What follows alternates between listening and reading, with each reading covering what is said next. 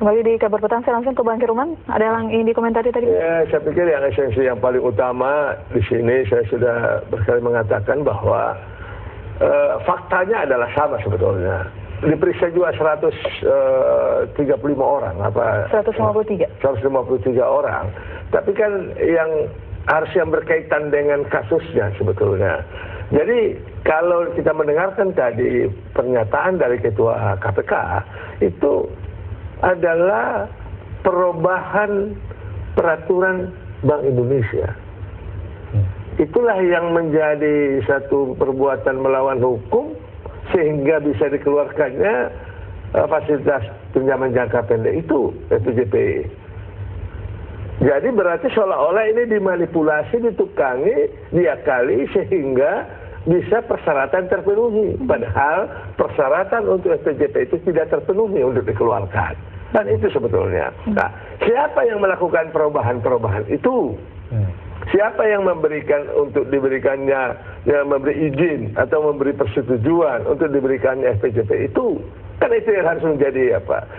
Kaitannya dengan yang lain. Siapa yang membantu itu? Kan ini perbuatan bersama-sama, tidak mungkin satu orang, gitu ya. Nah, inilah yang sebetulnya yang esensi yang terungkap dari apa yang disampaikan KPK tadi. Jadi tidak ada perubahan fakta, yang ada adalah penafsiran terhadap fakta itu. Kan itu. Yang selama ini juga ketika rapat-rapat dengan KPK jilid 2, ini juga terungkap. Tapi mereka tidak pernah menggubrisnya. Saya kira Pak Haris, kita berdebat di situ, tapi mereka tidak pernah menggubrisnya.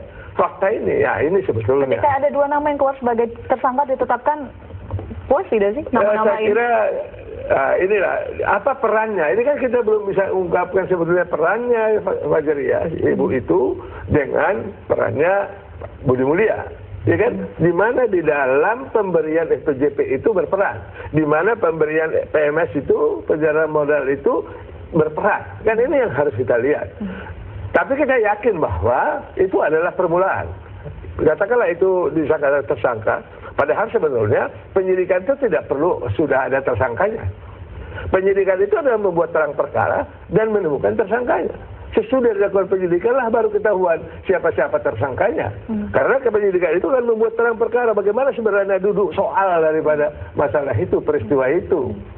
Baru dari duduk soal itu akan kita lihat apa yang dilakukan si orang, si A, si B, si C, dan si D di dalam perbuatan pidana yang dilakukan secara bersama-sama itu. Anda melihat ada yang aneh tidak sebelum saya ke Bang Akbar dan ke Mas Johan? Ketika Ketua KPK mengatakan bahwa belum bisa memeriksa Pak Budiono karena sebagai warga negara istimewa, karena itu tidak memiliki hak KPK. Tidak, saya kira itu tafsiran. Jadi begini, ketika itu tafsiran terhadap satu ketentuan konstitusi kita. Ya. Tapi kalau penyidikan kan tidak mengenal orang. Ketika penyidikan itu dilakukan, itu adalah untuk membuat terang perkara, baru temukan tersangka. Jadi bukan dilakukan penyidikan terhadap si A, terhadap peristiwanya, peristiwa pidana itu diungkap. Sehingga ketika diungkap itu bisa saja Pak Budiono ada di situ, si Badu ada di situ, siapa ada di situ. Tapi bukan berarti bahwa KPK tidak boleh mengungkap ini. KPK tidak boleh melakukan penuntutan kalau ini dia prosesnya berbeda. Kan itu yang hak istimewa itu. Nah, beda lagi kalau jalurnya lain, DPR bisa melakukan penyelidikan. Kan itu yang disampaikan oleh Pak Ketua KPK. Bahwa DPR kalau dalam hak istimewa dari seorang presiden dan wakil presiden yang diberikan hak istimewa, dia diselidiki oleh DPR. Hak angket itu, hak penyelidikan. Diselidiki, kalau memang oleh DPR dianggap itu ada perbuatan melawan hukum di sana, maka dia mengajukan pernyataan pendapat yang disampaikan kepada MK. Baik. Nah, MK nanti yang akan menguji benar apa tidak. Ini ada dua versi, dua cara jalan untuk mencapai sasaran itu. Kan begitu. Ya, saya kembali kepada fokus diskusi ini, bahwa KPK sudah ada satu kemajuan yang menurut saya cukup signifikan. Yang tadinya ke penyelidikan sekarang sudah meningkat ke penyidikan. 3 tahap ini saya katakan lagi, saya tegaskan, bukan sesuatu yang mudah. Karena pertama bahwa ada merger dan akuisisi, ada proses pelaksanaan Bank Senturi yang tidak dikelola dengan baik zaman Robert Tantura. Di situ ada pelanggaran banyak, kemudian ada FPJP segala macam. Proses ini sudah dijalani oleh KPK, ditelusuri oleh KPK, di mana siapa yang berperan dan apa perannya, dan apakah dia menguntungkan dirinya atau kelompoknya, sudah. Dan sekarang sudah sampai kepada proses penyidikan, tahap penyidikan, dan tersangkanya pun sudah ada. Nah, ini masih ada waktu. Kami juga tidak ingin membatasi KPK ini hanya bekerja sampai Desember. Enggak, silahkan terus. Kalau misalnya masih ada hal-hal yang perlu dibuktikan, hal-hal yang perlu ditelusuri lebih dalam untuk mencari calon tersangka baru, silahkan. Jadi hukum ini kan tidak bisa kita batas-batasi, kita juga nggak bisa paksa-paksakan. KPK diberikan kebebasan penuh, silahkan.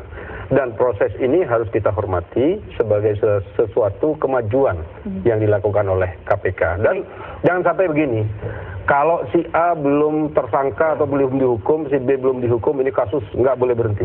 Nggak bisa juga. Kalau ternyata KPK ini nggak mampu dan tidak melihat ada bukti-bukti, atau bukan tidak mampu ya, tidak memiliki bukti-bukti hukum yang sahih dan valid untuk menyatakan orang sebagai tersangka, jangan dipaksakan juga. Baik. Sampaikan saja. Jadi berdasarkan bukti-bukti ya. Apakah fraksi Demokrat cukup sabar menunggu ini? Saya ke Bang Akbar terakhir, closing statement Bang, waktu kita terbatas. Halo? Ya, Bang Akbar. Ya gimana? Terakhir Bang, waktu kita terbatas. Bagaimana harapan, kalau misalkan teman-teman di studio, Bang Aksanul mengatakan bahwa berikan waktu kepada KPK untuk menyidik ini lebih dalam lagi begitu. Cukup sabar begitu. Tapi bagaimana dari pendapat Bang Akbar sendiri? Jadi saya sudah mengatakan ya, berulang-ulang saya katakan, apalagi yang dibutuhkan oleh KPK, dukungan masyarakat yang luar biasa. Menurut saya lembaga yang paling kuat sekarang ini adalah KPK, bahkan mengalahkan kekuatan Istana Negara. Apa buktinya adalah yang namanya Pak Dipo Alam lebih memilih melapor kepada KPK dibanding kepada Presiden, pimpinan langsungnya. Nah, dari titik itu sebenarnya kita berharap KPK tidak kehilangan momentum. Kalau begini caranya kehilangan momentum, itu satu. Yang kedua, harus fair dong. KPK begitu gesit untuk kasus-kasus yang ya namanya juga korupsi, jangankan 3 miliar ya, itu juga 1 rupiah juga ya tetap korupsi. Tetapi begitu agresif untuk kasus-kasus yang seperti ini, yang namanya kasus Senturi ini kok seperti ini. Berapa lama lagi waktu yang dibutuhkan? Makanya tadi pada salah satu TV saya tanya sama Johan, kalau memang mengatakan sabar, berikan kami waktu.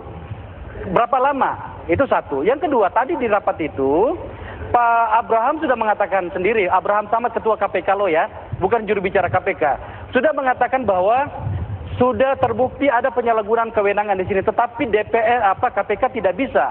Lo kenapa baru ngomong sekarang? Kenapa tidak dari dulu? Baik. Ini kan bentuk bahwa KPK sudah angkat tangan. Nah, kalau begitu keadaannya, saya minta KPK tolong kirim surat resmi kepada DPR bahwa untuk seorang gubernur BI pada saat itu bernama Pak Budiono yang sekarang ini adalah wakil presiden, kami tidak bisa tangani, maka kami berikan kepada DPR. Ini kan sama dengan melemparkan bola panasnya kepada DPR lagi. Itu yang tidak fair bagi saya untuk kasus ini gitu.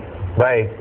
Terima kasih Bang Akbar atas waktunya bersama kami. Mas Johan, terima kasih juga atas waktunya bersama kami. Sayang sekali waktu kita terbatas. Bang Aksanul juga, Bang Herwan, terima kasih atas waktunya bersama kami. Dan kawan utama masih akan kembali dengan sejumlah informasi lainnya. Tetap bersama kami.